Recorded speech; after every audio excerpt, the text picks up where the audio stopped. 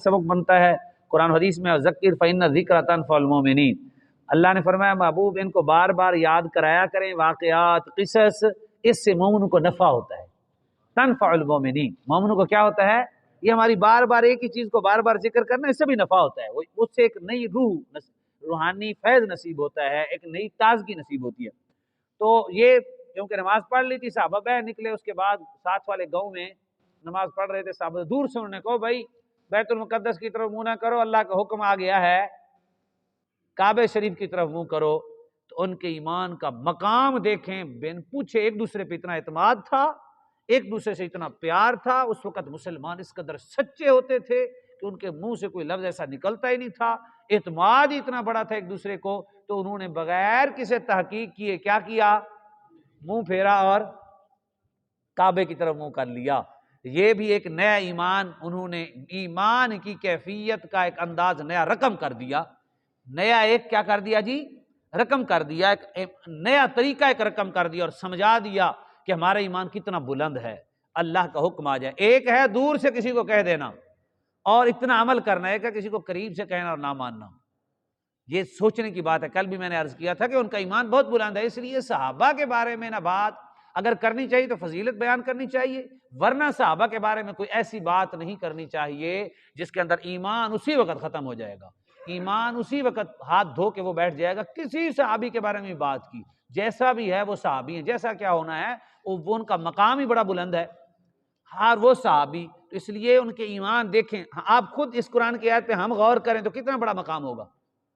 بھی دور سے کسی نے کہا ہے بھائی ادھر منہ کرو، یہ اتنا بڑا بلند مقام تھا، انہوں نے کہا چلو جی ادھر ہی منہ کر، رب کا حکم آ گیا تو فوراً کرو، اللہ کی بات کسی نے سنائی ہے ہمیں تو ہم فوراً اس پہ عمل کریں۔ دو باتیں تو وہی کل والی بات کہ ہم نے اس سے یہی سبق لینا ہے، اللہ کا حکم آتے ہی فوراً سر خم کر دینا، کہنا یا اللہ، اٹھ پڑنا ہے اور عمل کرنا شروع کر دینا ہے، ہو یا نہ ہو، وہ آپ کی طاقت میں ہے یا نہیں ہے وہ اللہ جانے، اور اس کا اللہ نے فرمایا نبیوں کو کہ آپ کا کام ہے پہنچانا، اور اگر یہ عمل نہیں کریں گے تو ہم ان سے پوچھ لیں گے، آپ کا کام ہے پہنچانا۔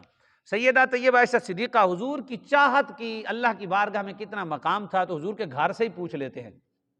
حضور کے گھر سے ہی، دیکھیں نا گھر والے جب بیان کریں تو پھر کمال ہوتا ہے نا۔ تو حضور کی چاہت، جو بھی دل میں چاہت ہوتی ہے اللہ کتنی جلدی پوری کرتا ہے۔ یہ بخاری شریف کتاب و تفسیر جو ہے نا اس میں یہ حدیث پاک ہے، سیدہ طیبہ عائشہ صدیقہ رضی اللہ تعالی عنہ حدیث روایت کرتی ہیں، فرماتی ہیں ما ارا ربک الا یسارع فی ہواک۔ سیدہ عائشہ صدیقہ فرماتی ہیں آپ کو پتہ ہے یہ بہت بڑا عالمہ تھی، سیدہ عائشہ صدیقہ بہت بڑی عالمہ تھی، صحابہ کو کوئی بھی مسئلہ اٹک جاتا تو سیدہ عائشہ صدیقہ کے گھر میں جا کے دروازہ کھٹکھٹا کے بتاتے اور سیدہ مسئلہ حل کر دیتی۔ ایک دوسری بات ہے یہ وہ ہماری ماں جی ہیں جن کے بستر پر اللہ کا قرآن اترتا تھا، حضور فرماتے ہیں میں اگر ان کے بستر پر سویا ہوتا تو جبرائیل آ جاتا، جبرائیل امین آ کے، اور جبرائیل امین نے ایک بار کہا، صحیح حدیث پاک ہے، جبرائیل امین حضور نے فرمایا جبرائیل آیا تو آپ سوئی حضور کے ساتھ بیٹھی تھی، تو جبرائیل نے کہا کہ یا رسول اللہ میرا بھی سلام کہہ دو، تو حضور نے مسکرا کے سیدہ عائشہ صدیقہ کو کہا کہ جبرائیل تمہیں سلام کہتا ہے، تو حضرت سیدہ عائشہ صدیقہ نے بھی پھر سلام کا جواب دے دیا، فرمایا میں بھی اسے سلام کرتی ہوں۔ تو یہ مقام ہے حضور کے گھر والوں کا، ظاہر اتنی بلند لوگ تھے، وہ اتنی پاکیزہ لوگ تھے کہ جن کو جبرائیل سلام بھیج رہا ہے، صحیح حدیث پاک میں ہے۔ تو یہ وہ سیدہ ہماری ماں جی سیدہ عائشہ صدیقہ رضی اللہ تعالیٰ، ان کے بستر پر اللہ کا قرآن اترتا ہے، ان کی بڑی خوش نصیبی سب سے بڑی، جس جگہ پہ اس وقت روضہ انور ہے یہ سیدہ عائشہ صدیقہ کا حجرہ ہے، یہ وہ کمرہ تھا، ہماری ماؤں کا اور بھی کمرے تھے نا ساتھ ساتھ، تو یہ وہ کمرہ ہے جو سیدہ طیبہ عائشہ صدیقہ رضی اللہ تعالی عنہ، اور یہ اس لیے ہوا تھا کہ نبی علیہ السلام آخری جب آپ بشری تقاضے سے بخار ہوا، آپ کو علیل ہوئے، دنیا سے تشریف لے جانے لگے، تو ساری بیویوں سے اجازت لی اور آپ سیدہ صدیقہ گھر رہتے تھے، سب سے اجازت لی، سب نے اجازت دی، یہ ہمارے آقا مولا صلی اللہ علیہ وسلم اس قدر احتیاط فرماتے تھے معاملات میں، جو تعلقات ہیں ان میں، تو نبی علیہ السلام نے اجازت لی۔ تو جب حضور کا وصال ظاہر ہوا صحابہ میں اختلاف ہو گیا کہ حضور کی قبر انور کہاں بنے گی، کچھ نے کہا مکے میں، کچھ نے کہا بیت المقدس میں، کچھ نے کہیں کہا، کچھ نے، اب اختلاف ہو گیا۔ سیدہ جب وہ خلیفہ بن کے سیدہ صدیق اکبر رضی اللہ تعالی عنہ آئے تو انہوں نے کہا کیا ہوا؟ انہوں نے کہا جی یہ ہمارا فیصلہ، وہ کچھ چند لوگ ادھر ہو گئے ہیں، چند ادھر ہو گئے ہیں، آپ کون فیصلہ کرے گا؟ سیدنا صدیق اکبر نے کہا بھائی میں نے خود نبی علیہ السلام سے حدیث سنی ہے، حضور نے فرمایا جو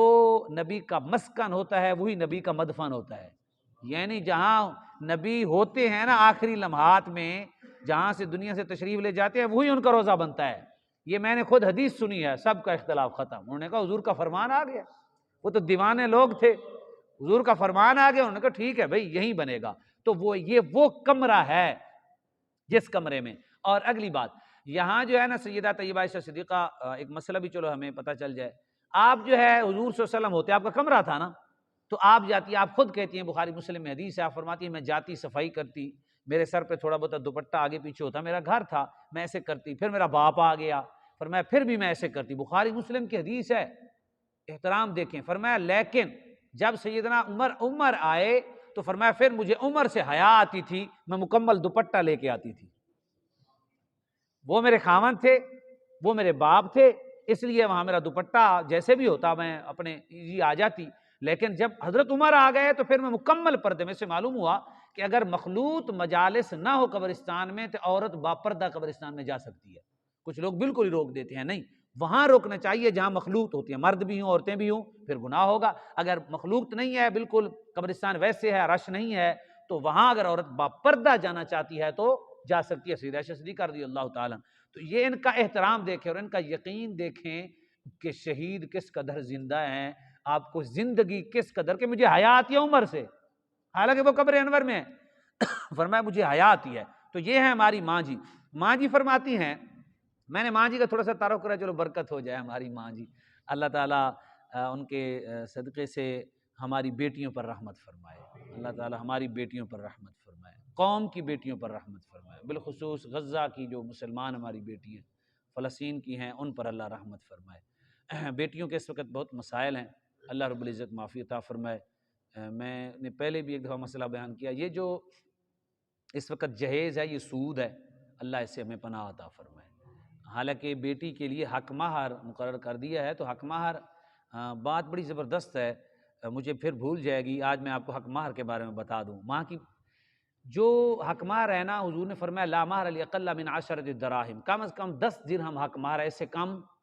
نہیں ہے۔ ایک بھی حضور نے ایک بیوی کو بھی اتنا نہیں دیا۔ بھئی یہ ہے وہ غریب آدمی جس کے پاس کچھ نہیں ہے، وہ 5-6 ہزار دے، ورنہ سیدنا فاروق اعظم کے زمانے میں حق مہر کا مقصد یہ ہے کہ ایک عورت کو، میری بیٹی ہے، آپ کی بیٹی، ہم سب کی ایک بیٹی ہیں، ہم نے انہیں پالا، ان کا خیال رکھا۔ سب سے زیادہ بندہ بیٹی کا خیال رکھتا ہے، خرچ اس پہ زیادہ ہوتا ہے، بیٹی کے خرچ پہ خرچ وقت بہت صرف ہوتا ہے، لے جانا ہے، لانا ہے، خیال رکھنا ہے، کہاں بھی بیٹھی ہے، وہ ایک تو عقل ان کی کامل نہیں ہوتی، دوسری ان میں اللہ نے انس رکھا ہوتا ہے مرد کی طرف، وہ ان کا قصور نہیں ہوتا، طبعاً ان میں ہوتا ہے، ہم نے اس کا خیال رکھنا ہوتا ہے۔ وہ سارے خیال کر کے بندہ لاکھوں کروڑوں روپے خرچ کر کے تعلیم دیتا ہے، اور تعلیم دینے کے بعد جب اس کو رخصتی کرنا چاہتا ہے تو آج کل کاغذ آ جاتا ہے کہ گاڑی بھی دینی ہے، فلاں بھی دینا ہے، فلاں بھی دینا ہے، فلاں بھی دینا ہے۔ تو شریعت ہماری دین یہ تھا کہ اس نے جانا ہے کسی کے گھر، پتہ نہیں وہ کیسے ہوں گے، تو اس لیے حق مہر اتنا کھلا رکھ دیا گیا کہ وہاں جائے تو پاور رکھتی ہو، اس کے ساتھ کچھ کوئی کر نہ سکے، اچھا بھلا اس کو حق مار دے۔ میں 2 مثالیں دوں گا پھر بات ختم کر دیں۔ نبی کریم صلی اللہ علیہ وسلم نے کسی کو بھی 10 درہم نہیں دیا۔ ایک بیوی کو، ابو داؤد شریف میں حدیث ہے، خیبر میں حضور نے جو حق مہر دیا تھا، وہ حق مہر ہم نے 2015 میں حساب کیا تھا، وہ 2.25 کروڑ بنتا تھا۔ کتنا؟ اچھا، مجھے کئی بار لوگوں نے پوچھا ہے، کہتے ہیں جی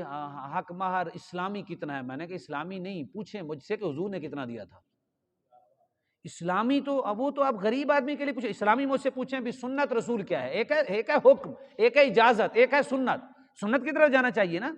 اجازت تو ویسے تھی غریب کے لیے، سنت کیا ہے؟ آپ کو پتہ ہے حضرت علی کتنے غریب تھے؟ تقریباً 221 یا 19 تولے چاندی سیدہ فاطمہ الزہرا کے حق میں دی ہے، یہ فاطمی حق مہر ہے۔ میں نے کہا مجھے بتائیں کہ آپ کو سنت رسول بتاؤں یا فاطمی حق مہر بتاؤں؟